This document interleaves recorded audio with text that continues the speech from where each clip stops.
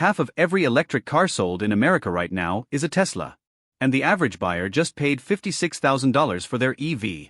But there are 3 electric SUVs sitting on lots right now, all under $35,000, all with over 300 miles of range, and almost nobody is buying them. Number 3 alone might already be a better deal than your neighbor's Model Y. Let's get into why. So why does this happen? Why do 3 genuinely good, genuinely cheap electric cars just sit there while everyone lines up for the same 1 or 2 models? It really comes down to 2 forces working together. The first one is Tesla's gravity. When the average person pictures an electric car, they don't picture a category, they picture a brand. Tesla built that association so deeply that a huge chunk of buyers never even cross-shop anything else. They walk in, they buy the Model Y or the Model 3, and they never look left or right. The Model Y by itself is somewhere around 37% of every single EV sold in this country. Think about that for a second. One model, more than a third of an entire national market. The second force is a little sneakier, and it's basically a bias. Somewhere along the way, American buyers decided that cheap electric car automatically means bad electric car. Like if it's not pushing $40,000, there has to be some catch, some corner cut, some reason it's priced lower. And sure, sometimes that's true. Some cheap EVs really are cheap for a bad reason. We'll actually talk about a couple of those later so you know which ones to avoid. But the 3 we're covering today are not that. These are cars that are cheap because the brand behind them doesn't have Tesla's marketing budget, not because the engineering is lacking. And that gap between perception and reality is exactly where the opportunity is hiding. Alright, let's start the countdown with number 3. Coming in at number 3, the 2026 Toyota BZ. Right now, with the manufacturer's current cash incentive, real-world pricing on this car lands right around $32,000. Not the sticker price, the actual price people are paying.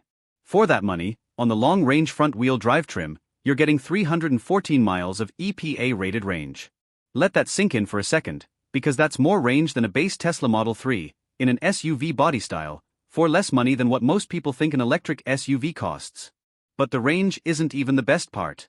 This car comes with a 10-year, or 150,000-mile battery warranty. Compare that to Tesla, which offers 8 years and 120,000 miles. Toyota is out here beating Tesla on the one thing people worry about most with electric cars, which is battery longevity, and almost nobody knows it. On top of that, the BZ uses Tesla's own charging connector natively. No adapter, no dongle hanging off your charging port, you just pull up to a supercharger and plug in like everyone else. So here's the obvious question.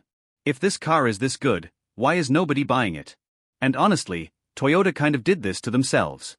Rewind a couple of years, and the earlier version of this car, the BZ4X, had a genuinely rough launch. Short range for the segment, slow charging speeds, and there was even a recall involving the wheels, of all things. That story got told a lot, and it stuck. The problem is, the 2026 version is basically a different car wearing a similar name. It's been redesigned from the ground up, the range jumped dramatically, the charging speed improved, and the reliability concerns from those early years just aren't part of this generation. But reputations move slower than product cycles. People remember the headline from 3 years ago, they don't remember the quiet update that fixed it. Add to that an exterior design that's a bit polarizing, some people love it, some people think it looks unfinished, and you've got a car that's fighting a battle against its own family history more than it's fighting against the competition. Here's a fact that should stop you in your tracks. This car, that almost nobody is cross-shopping, has a longer battery warranty than Tesla, Ford, and GM combined offer on their electric lineups. That's not a small footnote, that's the kind of detail that should be in every buying guide, and it just isn't getting talked about. Now let's move up to number 2, and this is where the range numbers start getting genuinely embarrassing for the competition. Number 2 on our list is the 2026 Chevrolet Equinox EV, specifically the LT1 trim. Sticker price sits at $34,995, and with the current incentive it drops just a bit below that. Now here's the number that matters. 319 miles of range. Say that next to the Tesla Model Y, which is rated at 321 miles and starts almost $5,000 higher. We're talking about essentially the same range, in a bigger, roomier SUV, for meaningfully less money. Charging is quick too, roughly 30 minutes to go from 10 to 80% at a fast charger, which puts it right in line with cars that cost $10,000 more. This is also just a genuinely big car inside. If you've got kids, if you've got dogs, if you regularly haul stuff, the Equinox EV has the kind of interior space that a lot of these compact electric crossovers simply don't offer.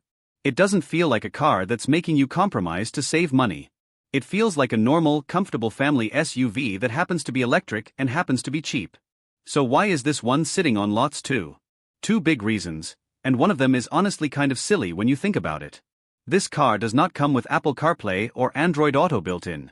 In 2026, for a huge chunk of buyers, that is an instant deal breaker before they even get behind the wheel. It doesn't matter how good the range is, how good the price is, if people see no CarPlay on the spec sheet, a lot of them just move on to the next listing. It's a strange thing to lose a sale over, but it happens constantly. The second reason is brand perception, plain and simple. Chevrolet is not the brand people picture when they picture a premium electric vehicle. Fair or not, that's the reality in most people's heads right now. Chevy still carries this identity of trucks, of Silverados, of practical gas-powered vehicles, and the brand just hasn't built up electric credibility the way Hyundai or Kia have with their newer lineups. Add in styling that plays it safe, nothing about this car is going to go viral or get posted all over social media, and you end up with a vehicle that's outperforming the class leader on paper while getting a fraction of the attention. Here's the number that really puts it in perspective. Per mile of range, dollar for dollar, this might be the single best value on the entire electric SUV market in America right now. Nobody's saying that out loud, but the math says it. And now, the one we've been building toward. Number 1, the car we think is the biggest hidden goldmine of the entire list. Number 1 is the 2026 Hyundai Kona Electric, in the SEL trim, priced under $33,000. Now, right away, the range number looks like the weak point here. 261 miles, noticeably lower than the other two cars we just covered. And if this were a video only about range, this car probably wouldn't even make the list. But range is not the whole story, and this is exactly the kind of detail that separates people who just glance at a spec sheet from people who actually understand what a car costs to own. The Kona Electric is, mile for mile, one of the most efficient electric vehicles sold in America in 2026. Efficiency is the number that actually determines your real-world cost, how much you're spending on electricity every single month, how far you're stretching every kilowatt hour. A less efficient car with more advertised range can genuinely cost you more to drive over a year than a more efficient car with a smaller battery. The Kona quietly wins that fight against almost everything else in its price bracket. On top of the efficiency story, you get a 10-year battery warranty, matching what Toyota offers and beating Tesla and GM. And this car has posted one of the highest reliability scores of any electric vehicle sold this year, period, not just in its price class. That's the kind of thing that should be a headline, and instead it's buried in a spec comparison nobody reads. So why does almost nobody know this car exists? Mostly, it's a family problem. The Kona lives directly in the shadow of its own sibling, the Ioniq 5, which gets the marketing budget, the flashy showroom placement, the tech demo treatment. The Kona is smaller, it doesn't try to look futuristic, it's not trying to be a statement car, it's just trying to be a really well-engineered, really efficient, really reliable electric compact SUV. And Hyundai simply isn't pushing it hard in advertising, because they'd rather sell you the more expensive sibling. But if you actually sit down and calculate total cost of ownership, purchase price, electricity costs over 5 years, expected depreciation, warranty coverage, the Kona Electric might be the smartest purchase on this entire list. Not the flashiest. Not the one with the biggest range number. But the one that costs you the least, month after month, year after year, to actually own and drive. Now let's put all three of these head to head against the car that everyone actually buys, the Tesla Model Y, so you can see the real gap for yourself. The Model Y starts at $39,990, with 321 miles of range. That's the benchmark everyone's measuring against, whether they realize it or not. The Toyota BZ gets you to within 5 miles of that range, 314 miles, for close to $7,000 less, plus a battery warranty that actually beats the Model Y outright. The Chevrolet Equinox EV essentially matches the Model Y's range, 319 miles versus 321, in a bigger interior, for thousands less, and it charges just as fast. The Hyundai Kona Electric gives up some range on paper, 261 miles versus 321, but undercuts the Model Y by nearly $8,000 and costs less to actually live with day to day thanks to its efficiency and reliability numbers. None of these three are compromise cars. They're not cheap because something's missing. They're cheap because the brand behind them isn't spending Tesla money on marketing, and because buyers have been trained to associate low price with low quality. Once you actually line up the numbers, that assumption falls apart pretty fast.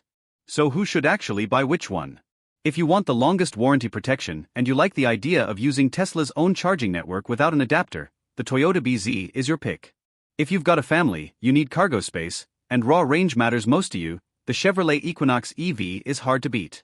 And if you're the kind of buyer who actually does the math on cost per mile, who cares about reliability scores and long-term ownership costs more than a bigger number on a window sticker, the Hyundai Kona Electric is quietly the smartest check you could write. So here's the question for you. Out of these three, completely ignored by the mainstream, completely overshadowed by Tesla, which one would actually go in your driveway? The Toyota with the class-leading warranty, the Chevy with the SUV space and the Model Y beating range, or the Hyundai that costs the least to actually own over time? Drop your pick in the comments, tell us why, and if this just changed how you think about buying an electric car. That's exactly the point of this channel. See you in the next one.